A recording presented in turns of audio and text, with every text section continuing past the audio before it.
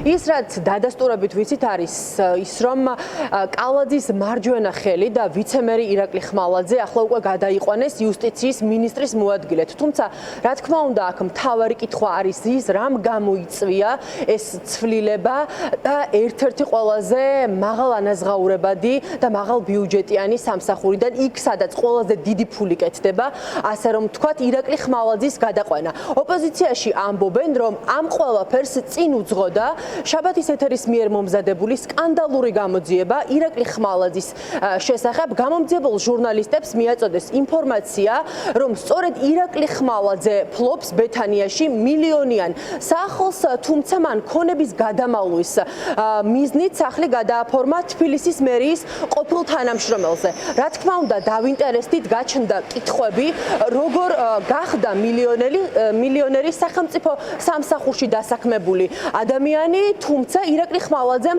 ამ კითხვებზე პასუხები არ გასცა. ოპოზიციაში ამბობენ ასევე იმასაც, რომ დადასტურებულ კორუფციაში მხილებული ადამიანის ამ შემთხვევაში ირაკლი ხმალაძის წინააღმდეგ ამ დრომდე გამოძიებაც არ დაწყებულა.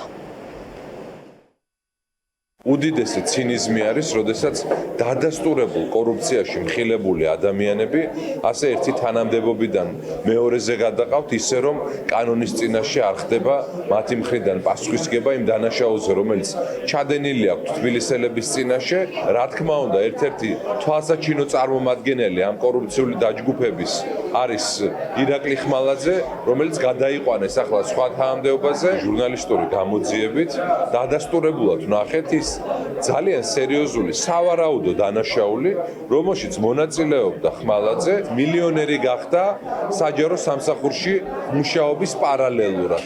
თბილისის მერია არის სრულად ჩაფლული კორუფციაში და აქ ეს პიროვნება ბუნებრივია იყო მთავარი პასუხისმგებელი, ასე ვთქვათ, კორუფციულ გარიგებებზე, სამშენებლო ნებართვებზე და გასაგებია რომ იმდენად გამწვავდა ეს ვითარება, როგორც ჩანს ეს გადაწყვეტილება იქნა მიღებული. ბუნებრივია იმდენად თვალსაჩინო იყო ამ სიუჟეტში მოყვანილი ფაქტები, რომ ამას ნამდვილად ვეღარ დაიმალებოდნენ, ვეღარ გაექცეოდნენ და ეს გადაწყვეტილება მიიღეს, ეს მაღალჩინოსანი გადაიყვანეს სხვა სამინისტროში, მაგრამ კიდევ ერთხელ მინდა გავიმეორო, აქ მთავარი არის ის, რომ ოცნება არაფერს აკეთებს იმისთვის, რომ დაამარცხოს კორუფცია.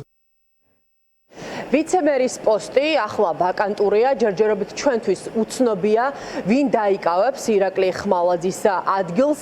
ამ საკითხთან დაკავშირებით ჯერჯერობით კახა კალაძეს განცხადება არ გაუკეთებია. რა თქმა უნდა, ჩვენ გვაქვს კითხვები თბილისის მერთან იმასთან დაკავშირებით, უკავშირდება თუ არა ირაკლი ხმალაძის იუსტიციის სამინისტროში გადაყვანა იმ ძალიან სკანდალურ გამოძიებას, რომელიც შაბათის ეთერმა მოამზადა.